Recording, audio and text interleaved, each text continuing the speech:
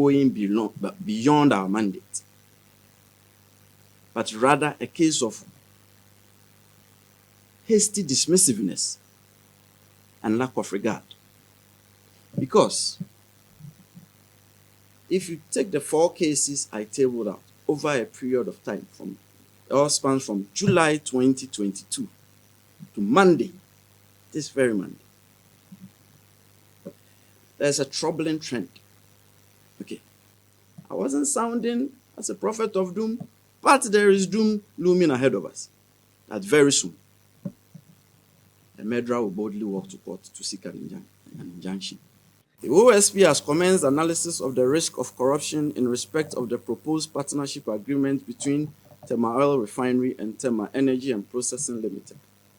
The special prosecutor has directed the management of Tema Oil Refinery to immediately suspend the proposed partnership agreement, ongoing negotiations, operations, and all other ancillary activities arising out of and consequent upon the proposed partnership agreement until otherwise advised by the special prosecutor to enable us to timeously conclude the work. State lands, stool lands, and other vested lands. The OSP has commenced investigation into the appropriation, sale, and lease of state-owned lands and properties to individuals and corporate bodies since 1993. Well, that's the special prosecutor, Kisei Jabeng there. He addressed the press during the week after the case of the La Bianca, the company owned by a member of the Council of State, and then also when Colonel Damois retired, was with the Customs Division of Ghana Revenue Authority until he was relieved of his position by the president. That ruling got the special prosecutor worried, frustrated. Eventually, he says that there is a grand plan to frustrate him, the judiciary. Is that really the case? Well, my guest in studio, Martin Pebo, is private legal practitioner. He's a convener of the Contemporary demonstration and the leader of one of 3 individual bondholder groups. So thank you very much, Pebo, for joining us. Good morning. Good morning, Mr. Kansi. Also, Professor Antwi is a governance expert, also a lecturer, and the Dean of the School of Business at the Academic City University. Thank you so much, Professor Antwi, for joining us. Thank you, Fred. Alfred, I'm thrilled to be here, and greetings from the Amsterdam. Indeed. Welcome back to Ghana. Thank you. Also, Xavier Kuji is private legal practitioner. He is the head of public affairs of the Ghana Bar Association, the GBA. He is going to be joining us on Zoom, and you would also be hearing from lawyer Justice Abdullahi, and then also we'll get a take from the office of the special prosecutor as we go on here on Key Point. But the special prosecutor, gentlemen, welcome again. Thank you. And to our viewers as well. The special prosecutor did not mince words on telling us the lamentations and the frustrations that have left him, as he says, a lonely bird that has sacrificed his life. And, well, when it is time for him to resign, he will go after he has done his bit in what he can do. Take a look. Wait, let us bring before you the body of our investigation as evidence. Now, if you look at it and you decide that the evidence does not show up to the standard of proof required in criminal cases, then you can dismiss it. But don't prevent us from doing our work, from investigating. It is dangerous. As I said, I wasn't sounding as a prophet of doom, but there is doom looming ahead of us. That very soon, a murderer will boldly walk to court to seek an injunction. Should I feel frustrated and resign? I took an oath when I was sworn in. And in my life, when I take on the reins to do something, I do it to the best of my ability. Ailton, Sautitri, those who do not understand Twi, please forgive me. You see, I'm a Ankwanoma. Me de me kra abo afore. Me ye de me to me. Emre so a ekọ. So that's a special prosecutor. For those who don't understand the Twi proverb that he quoted there, Prof. Antwi, you want to do a quick translation of that? You know the understanding of what he was trying to put across, you know? Yes. Ankwanoma is a bird that walks alone. And he's saying that he will do whatever he can. When his time reaches, then he will go. Let me start this way, Alfred. Do you share in the frustrations of special prosecutor? I really share with his frustration. And Ghanaians should share in his frustration. Why? Because this is nauseating. This young man could have chosen to be quiet, look at all the corruption going on, and then get paid every month and leave. But he's decided to fight corruption for the sake of Mother Ghana. And the very people we elected into power are frustrating him. And Ghanaians are quiet about this. Sometimes, I don't understand the way we behave as a nation. Do we believe in the soul of a nation? And where are our values? Alfred, the poor never forgets. And anybody who steals from the poor will suffer for it, because God also never forgets the poor. Let me put it emphatically, and I want the media to record me on this. Anybody who takes from the poor will pay dearly with their lives and the lives of their children and children unborn, because the poor never forgets, and when the poor never forget, God never forgets the poor. We are talking about a situation where we have a statutory institution, Office of the Special Prosecutor. Look at what happened to Martin Amidu. Martin Amidu, to the extent that when he resigned, came back to say that his life is being threatened. Are we serious as a nation fighting corruption? That even institutions that we set up to fight corruption, we prevent them from doing their work.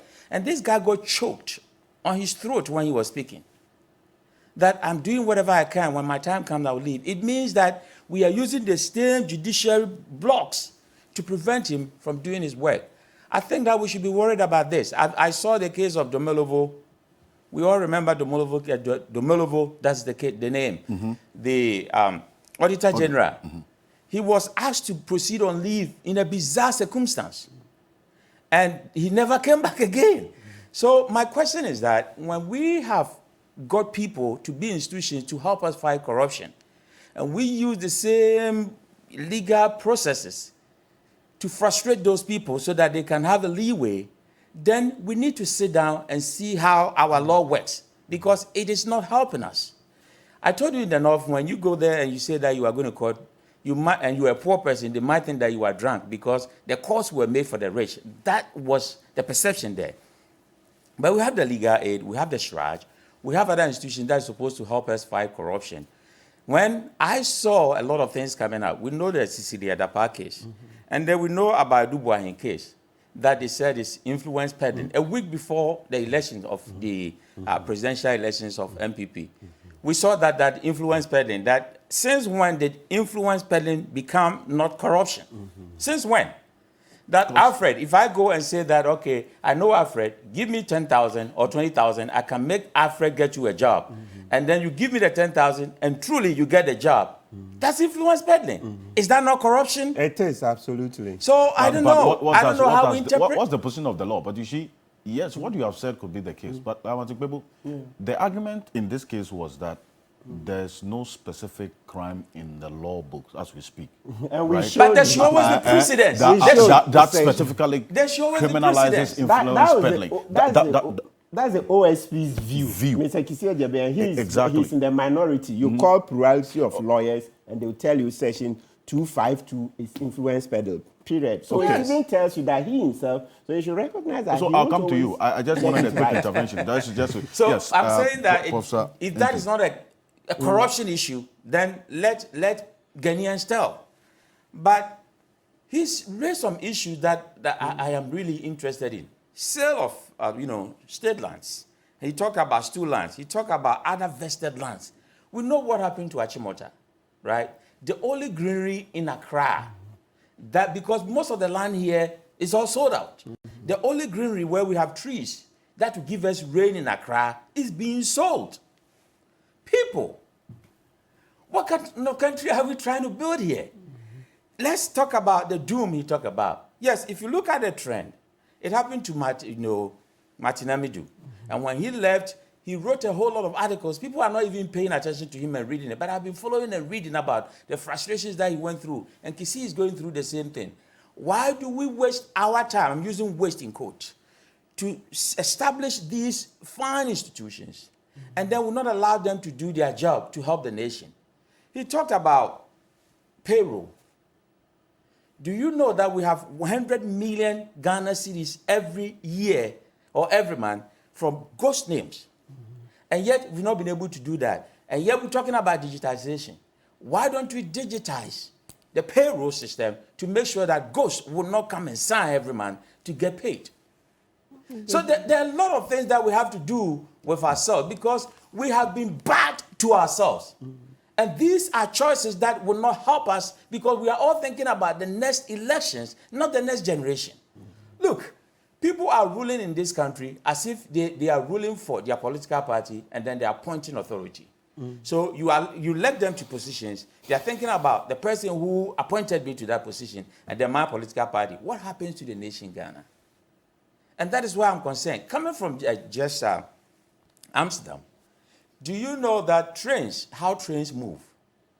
Can't we think about having rail lines, connecting all the 16 regions in Ghana and look at the number of food that can come to the cities? Because our roads are not good. How many people even use air transport? From here to Takoradi is 2,000 Ghana cedis. From here to Kumasi is 2,000. The teacher that is earning 1,200 or 1,500, how can that teacher fly? But train is cheap. We can link all the 16 regions together. Food will come to the cities. Traffic will reduce. And that is how you build a nation. The foresight is not there. And if the foresight is not there and you brought institutions for the institutions to help us so that we face corruption, because 25% of even aid that come to Africa, they say it goes to individual pockets. We are a nation that even during COVID, I was in the States, and Americans were thinking about, so what do Africans do? What do Africans do? We send the medication to Africa, and some people, individuals, were selling them. Then we send money to help because we're thinking about Africa. And guess what? We could not even account for that money in our own parliament. Money given to you, we could not account for it in our own parliament. And yet you have political bulldogs who will sit down and say that, don't talk about us. Do not talk about us because it is our party that is in power. Look, and the media give these people the platform to insult others. So I was told that, Prof, you have your everything. Why are you in this, you come and talk about it and people will lie about you behind you and everything. I told them that in leadership, sometimes you have to allow yourself to be ridiculed. And that is exactly what Jesus did. He allowed himself to be ridiculed, to be spit on, to, people spank him and beating him so that you can have salvation. And I am calling on all academia that this is the time for us to stand and fight for this nation. In academia, we have plethora of intellectuals in our universities, but they are not talking because these political parties will release these young guys, political bulldogs. They will come and back at you. Don't talk about political party. But if Ghana does well, don't you all enjoy?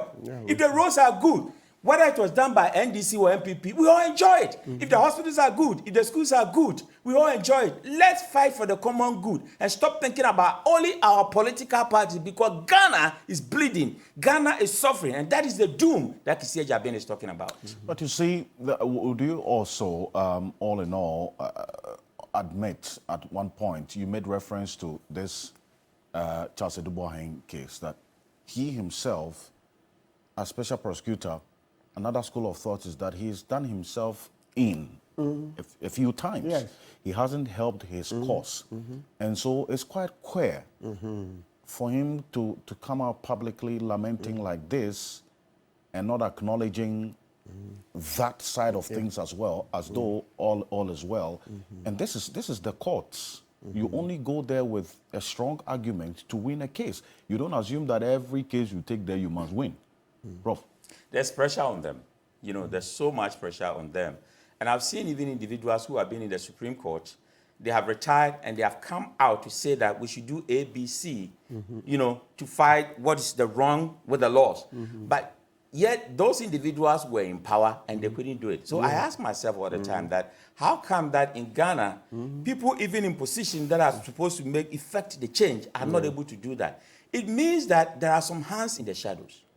And these hands are trying to control individuals, because the woman who just spoke, you played a woman who just spoke, and she talked about the NMC.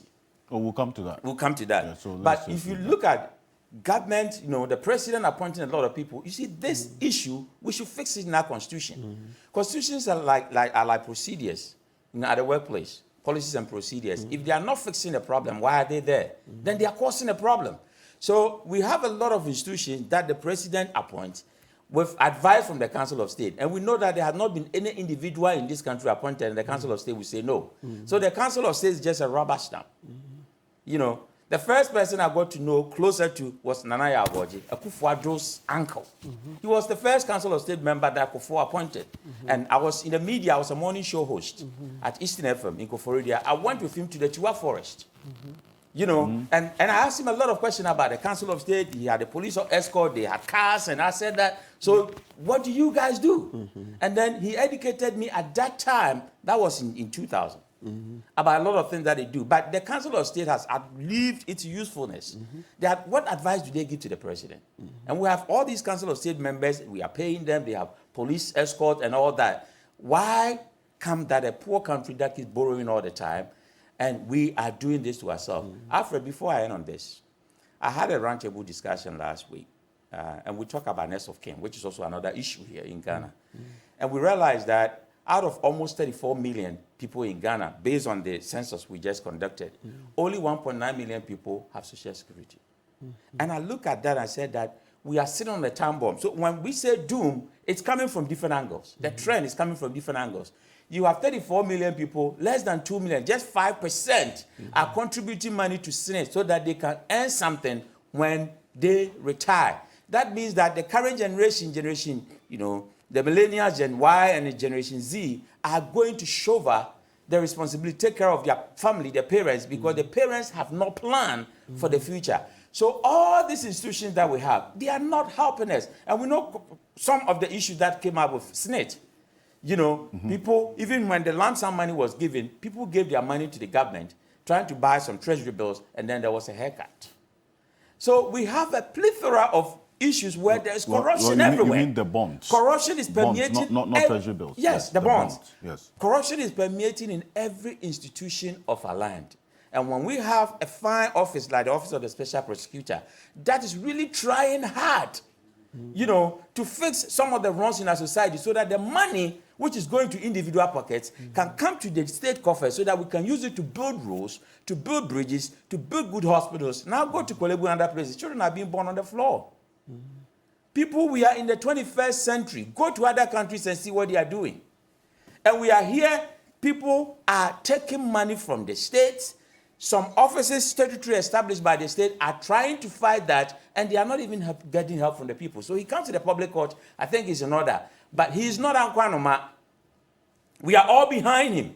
We are all into this together. We have to fight corruption because corruption has been the bane of Africa. Corruption has been the reason why we have not developed. Corruption is the reason why we are not respected at the world table when world leaders meet, because our leaders always go to beg. When you have all the resources in your country, the plethora of resources in the bellies of our land, gold, diamond, manganese, and everything, go to Japan here and see what they have. Nothing on the land. Go to London here. What do they have?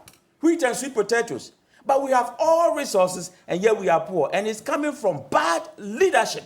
And the leaders we have in this country, we elect our leaders. Last week, Professor Lumumba was saying that he doesn't understand why the bad leaders are winning in Africa and the good ones are not winning. Well, we vote for them.